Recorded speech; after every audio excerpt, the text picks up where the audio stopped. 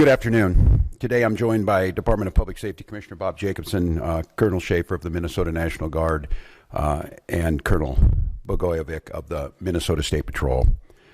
This morning we learned that an ICE officer shot and killed someone in Minneapolis. My deepest condolences to the family, to the loved ones who had to learn about this tragic event on national television. We have been warning for weeks that the Trump administration's dangerous, sensationalized operations are a threat to our public safety, that someone was going to get hurt. Just yesterday, I said exactly that. What we're seeing is the consequences of governance designed to generate fear, headlines, and conflict. It's governing by reality TV, and today that recklessness cost someone their life. I've reached out to Secretary of Homeland Security Kristi Noem, and I'm waiting to hear back. Let me be clear, Donald Trump and his administration may not care much about Minnesota. That's been pretty evident, but we love this state. We won't let them tear us apart. We'll not turn against each other. To Minnesotans, I say this: I feel your anger. I'm angry. They want a show. We can't give it to them. We cannot. If you protest and express your First Amendment rights, please do so peacefully, as you always do. We can't give them what they want. The hearts and minds of the people in this state are on our side. To Americans, I ask you this: please stand with Minneapolis. To Minnesotans, know that our administration is going to stop at nothing to seek accountability and justice. The State Bureau of Criminal Apprehension are working on the investigation. We have activated the State Emergency Operations Center. State Patrol and Minnesota National Guard leadership is connected with the Minneapolis Police Department, the St. Paul Police Department, Hennepin County Sheriff's Office, the DNR, and Minnesota's Homeland Security and Emergency Management. We have activated dozens of members of the State Patrol's mobile response team. And from here on, I have a very simple message. We do not need any further help from the federal government. To Donald Trump and Kristi Noem, you've done enough. There's nothing more important than Minnesotan safety. I've issued a warning order to prepare the Minnesota National Guard. We have soldiers in training and prepared to be deployed if necessary. I remind you, a warning order is a heads up for folks. And these National Guard troops are our National Guard troops. They're teachers in your community, they're business owners, they're construction professionals. They are Minnesotans. Minnesota will not allow our community to be used as a prop in a national political fight. We will not take the bait. We will continue to update you, Minnesota, as we get more information. Now I'd like to turn it over to Commissioner Bob Jacobson of the Minnesota Department of Public Safety.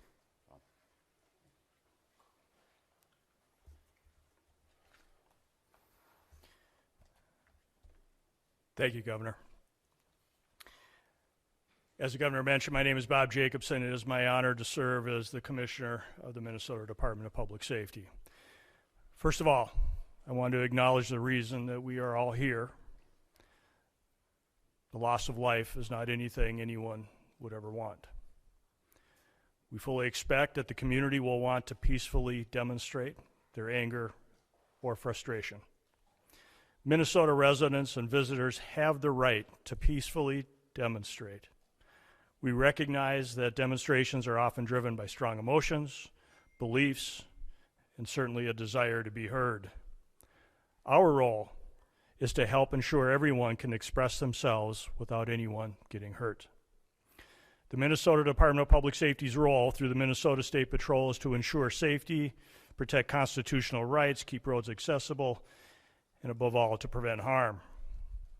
Our top priority is public safety. Our focus is keeping demonstrators, community members, drivers, and law enforcement safe, especially during moments of heightened tension or uncertainty.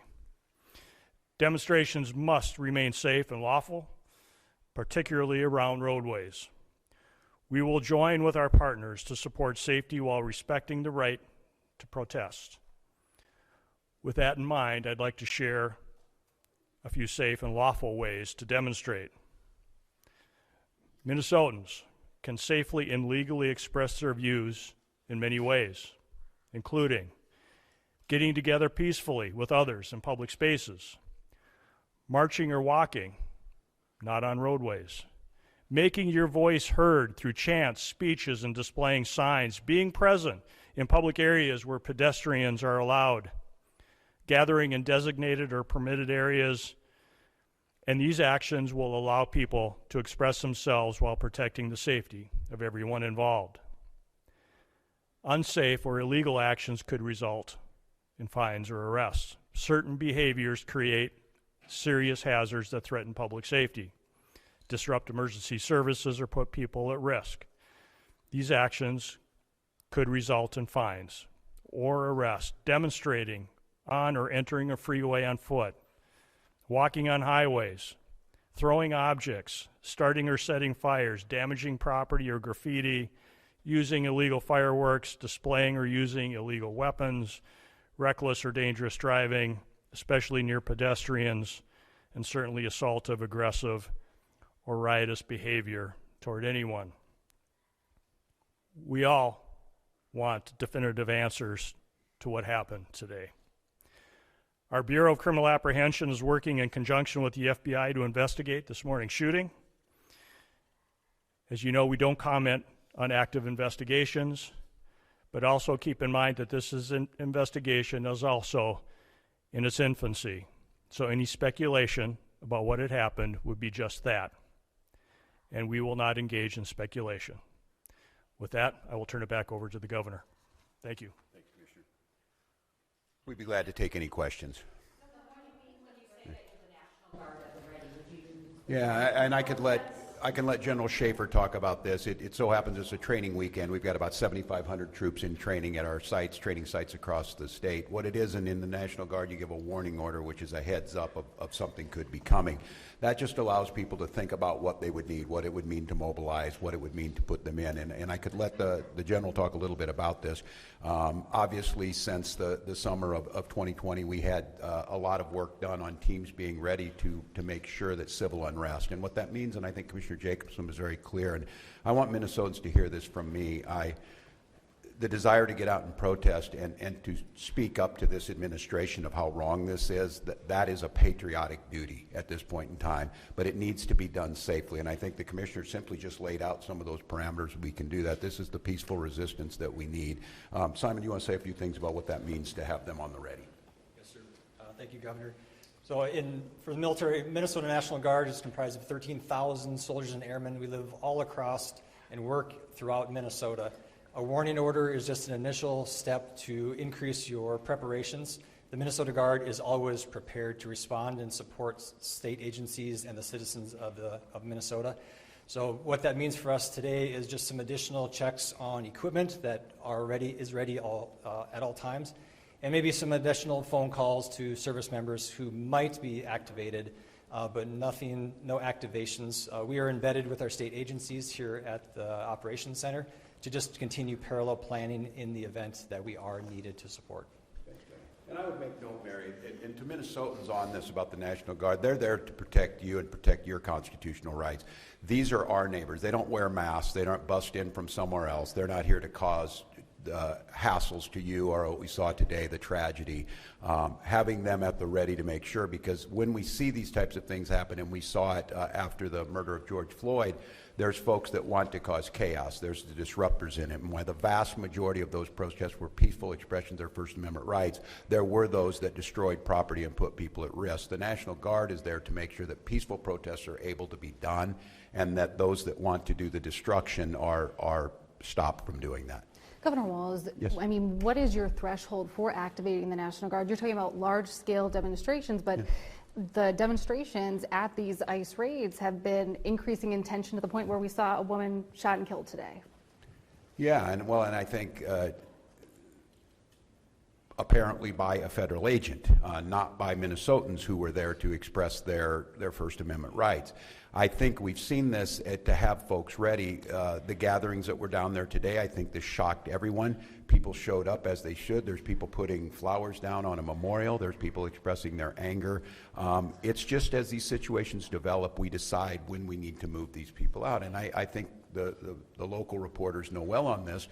Both unfortunately and for us, the upside of this is that we're very good and we've had practice at this. And I just want to, again, implore Minnesotans, I am not telling you not to express your anger or your frustrations or the outrage that we have. Look, this was totally predictable, as I said it yesterday, and it was totally avoidable. And I just want to remind you, too, that local law enforcement, we get no coordination. They don't tell us they're coming. They don't say why they're sending the largest deployment in American history to Minneapolis. They're not making us any safer. We don't have any of that coordination. They should be talking to us when we do these things. Let us know. We're going to be down here. This is going to happen. We don't have that. So when you see local law enforcement or state patrol, or if it would take the National Guard, we're there responding to the chaos they've created too, but our role is to make sure that we're protecting Minnesotans so that something like this doesn't happen. Do you feel that there should be a state presence moving forward at these sites? I have not. The question was, have I spoken to the individual's family? No, we do not have a definitive ID on this individual. And I'm going to note to all of you, I think it's really important, and the professionals do this, and they train me to do this. This is an open investigation. You need to be very careful about it. I know that many of you, myself included, have seen a very difficult video to watch, one where there's a family member watched their family member be shot and killed in front of them. It's beyond me that apparently from the federal government, from the Homeland Security Director herself, has already determined who this person was, what their motive was, and they hadn't even been taken out of the vehicle. We're not living in a normal world. And so, no, I have not. And I want to be very careful because I know how painful this is. I know how painful it is right now. I'm saying person and all that. This is a human being. This very well is an individual's child, a parent, and we don't know that yet. So no, I have not, but once we do, we will. So yes. Have you done much in terms of, you mentioned adding to the State Patrol. Could you say more about how many State Patrol people are on the ground right now? And then also, okay, I'll just ask her. Colonel. So the governor was mentioning mobilizing more of the State Patrol. How many State Patrol people are on the ground in Minneapolis right now? And should there have been more State Patrol people on the ground a couple of weeks ago when ICE came? So the question was, how many State Patrol troopers have been deployed to the city of Minneapolis? Right now, we don't talk typical numbers because that is considered security information. We do have a specialized team that does deal with crowd control, and so they have been deployed. But again, they are from all over the state of Minnesota, so they will come in tiers to the state. And they had already been on the ground to some extent before today? No, Okay. it was in response to this event. Thank you. One more. Sorry, just to clarify the intention of deploying the National Guard, is there any chance that the National Guard is going to deploy against federal agents to protect Minnesotans? I'm sorry. What was it? Minnesota National Guard ever be deployed against federal agents to protect Minnesotans, given the context of what happened earlier today? Well, I said this yesterday. We've never been at war with our federal government. I think in this case that the National Guard is their main mission. They have a dual mission. There's the federal mission when they're under Title 10 orders, and then they're under Title 32 orders. In this warning order, there's nothing officially been done yet. If I am to activate them as the Commander-in-Chief of the Minnesota National Guard, I will issue the executive order to the Minnesota National Guard, and then they will be put in state duty status. And as you've seen over the last few years, that could be flood prevention, that could be after a wind-blowing storm up in the north, up in Bemidji, or it could be COVID or George Floyd response. In this case, again, it doesn't necessarily change the mission. They're there to protect Minnesotans. They're there to serve Minnesotans. I think the thing that is so challenging in the moment we're in is we don't see a desire to work with us on public safety. We hear a demonization of our state. We see people coming in who don't know our community, and we see this massive display for the TVs that we're trying to understand how is this coordinated. And some of you watch the videos on there, total chaos. And look, I have very limited work in this is the training in the National Guard, but I've had a lot of training now to watch how our professionals operate. After this person was shot, federal agents milling around, touching the vehicle at a crime scene and things. I don't know what to tell you, and I don't quite know how to respond to the question other than my primary responsibility as governor is the protection of the people of Minnesota, and you can be assured whether it's the State Patrol or whether it's the National Guard, their deployment is there to protect Minnesotans from whatever it is. If it's an act of nature, if it's a global pandemic, or in this case, if it is a rogue federal agent. I don't know at this time, and I want to be very careful.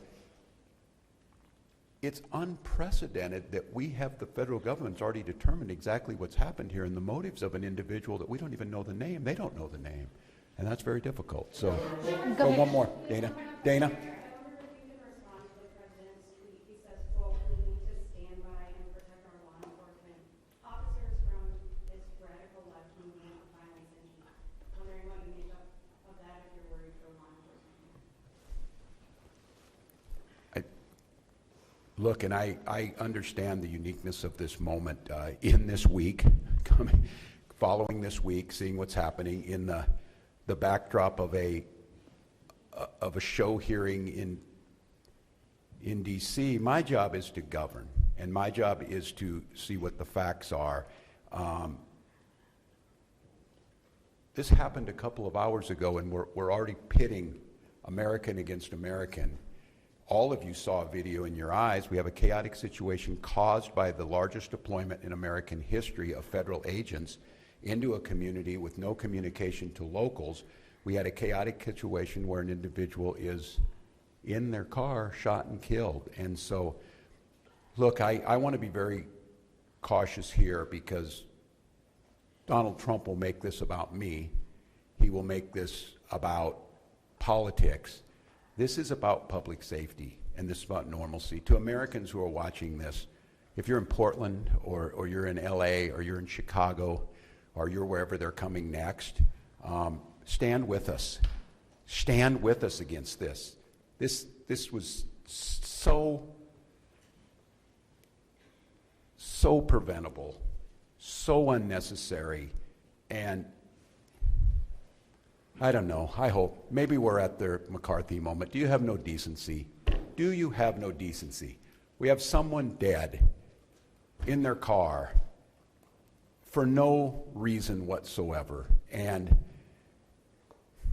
I don't want to be right about this, but I said if they do this, they're going to create a chaotic situation where someone innocent's going to get killed. And they did it. And now we hear more political rhetoric. Enough. Enough is enough. And so to Minnesotans, don't take the bait. Do not take the bait. Do not allow them to deploy federal troops into here. Do not allow them to invoke the Insurrection Act. Do not allow them to declare martial law. Do not allow them to lie about the security and the decency of this state. And let's let this investigation play itself out. Let's make sure we protect our neighbors. I encourage you to use your First Amendment rights and all of your constitutional rights, but do so in a peaceful manner. We'll gather back with you as soon as we gather more information that needs to be put out. But again, stay safe, Minnesotans, and we'll be back with you. Governor,